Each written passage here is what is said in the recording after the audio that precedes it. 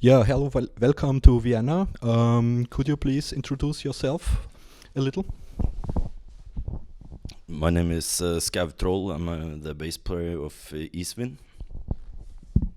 And this is Goblin, the founder and guitar player and singer of Isvind. Thank you. So, our first question is, oops, it's on this side. The Ablazing Inferno 2016 is your first gig in Austria. Have you thought about playing in Austria before? These things are completely out of our control. We can barely play our instruments, if you know what I mean. So we are quite lucky to have people around us that do the bookings and stuff for us. So Isvind has always been a band about just making music and not doing anything besides making music.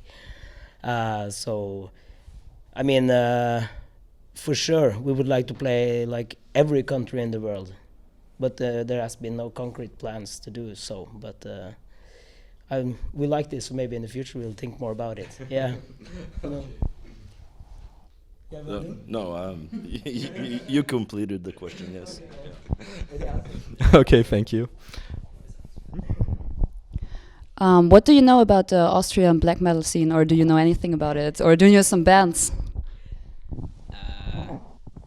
If I'm not mistaken, like Belfegor is from Austria, right? Yes. Belfegor or Belfegor. Belfegor. Yeah, that's a band I listen to quite a lot, and it's really aggressive, and I'm really into that fast aggressive stuff these days. So, but I'm sorry, but that's probably about it that I know. Yeah.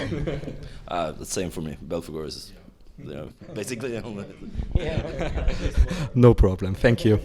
We never planned to come here, and we haven't heard any of the bands. We are bad people. Can you tell us something about the songwriting process? Who is involved in it, and do new songs emerge during the rehearsal, or is there a single band member who does all the work? Since Isvind has always been a two-piece band, just Arak Draconis and myself, there has been no rehearsals involved at any point in time, just before concerts and stuff. So it's just been him and me just playing ideas back and forth and making the music that way. But a few years back we accepted or we took in two new full-time members. Mm-hmm. So then the process had changed a little bit since then. And basically what we do is we work a lot like they used to, with just bouncing ideas back and forth, recording pre-productions, but for the last album some of the songs were made from all of us. We had some ideas and we combined it. So the latest album is a bit of both, working as a band, but also only Goblin or only Arak making songs. I can just fill in that if you know Arak and myself, you will hear exactly who has written what song. We are really completely different styles, so and that's what I think makes Isvind sort of special, if it's allowed to say that about your own band, but it's a bit varied. So yeah.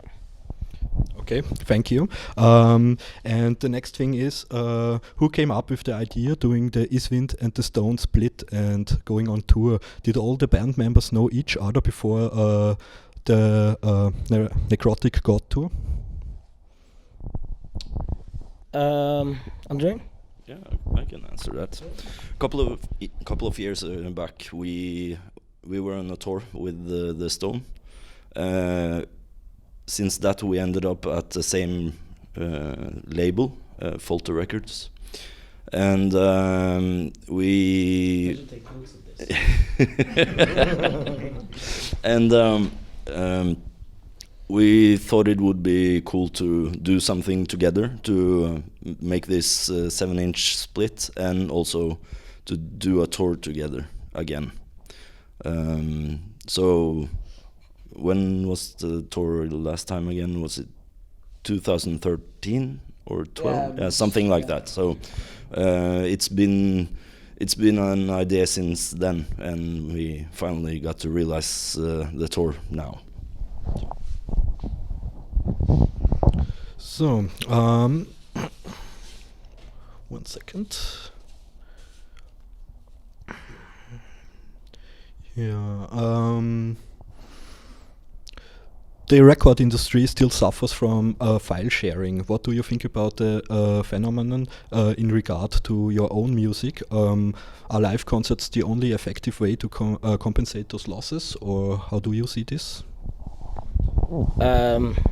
Sales are down, but I mean, we're probably in the part of the business that still actually sells physical copies. But I mean, everything is down, and it's getting harder to tour as well, because all the prices for everything is up, and there are so many shows and so many bands doing touring that it's I understand that people doesn't go to every show, if you understand what I mean. Yeah. In the past, there were like not so many records coming out, and when there was a show, like everybody came to see, because it was a happening.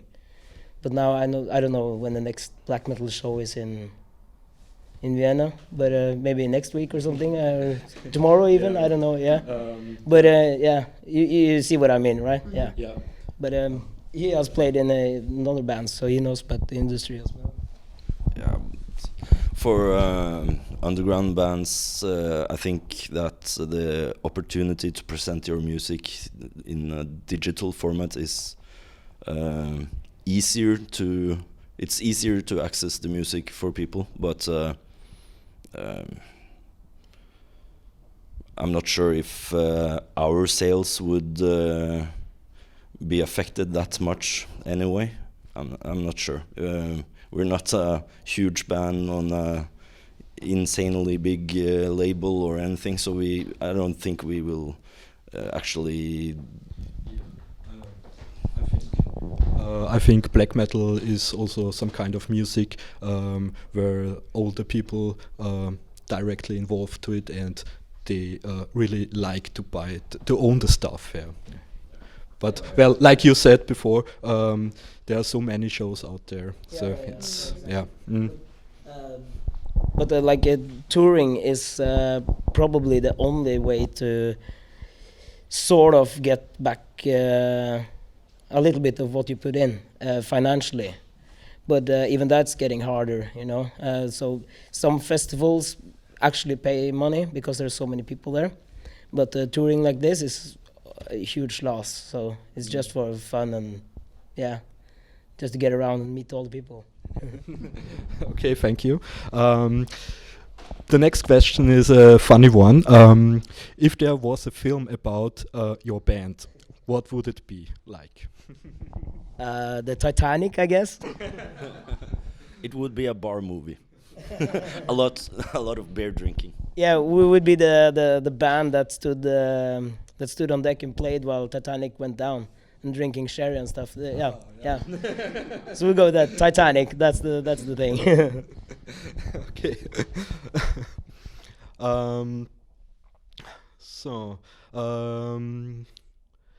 A few years ago, there had been black metal sightseeing tours around Oslo, and even a black metal opera called Svarta Dika. Yeah. Do you believe that the music is well established in Norway and the Norwegian culture? Oh, of course. It's completely clean now. It's there's nothing scary or creepy about it anymore. It's like in 1995 when you said you played in a black metal band, they were like, "Oh shit, I'm not gonna talk to you," and go the other way. But like now, it's really interesting. Yeah, you know this guy, and you know I heard about this, and So it's completely clean. There's nothing. Yeah, it's totally accepted all over the place. So yeah, everybody does it and everybody can do it. So yeah. Okay. Do you think there are a lot of people or tourists just go to Norway to have this feeling for the black metal scene there? Oh yeah, sure. We meet them all the time. Yeah, because there are not so many metal pubs in Oslo, and when we sit there, you come in contact with a lot of them. So yeah, of course. And this guy is met quite a few of them. Yeah, but I'm not sure I have anything more to say because you answered the question. Oh, sorry. You'll get the next one, I promise. Today is the last day of your tour. What was the most memorable and funny moment on the tour? Like you said, this is our last day on tour, so maybe we can answer that tomorrow. Okay. What are your plans after the tour? Are you going to work on new material, or will you concentrate on some other work? We have a concert in Oslo actually on Tuesday, so we just get back home and get showered and whatever.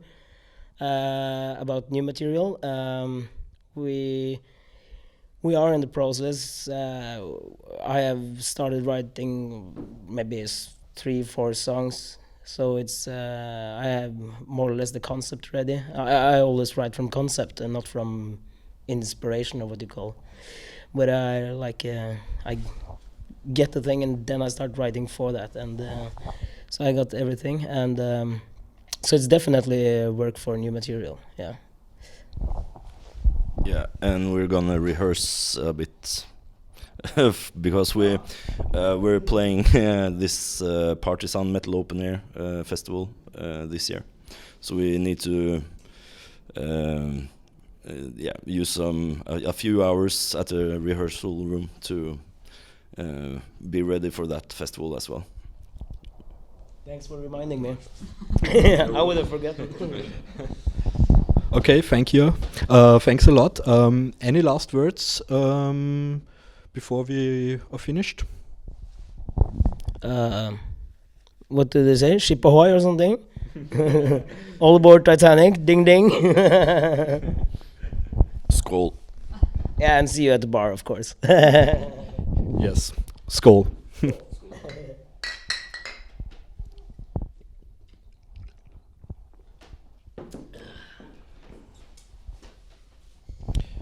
Yeah, thanks a lot. Yeah.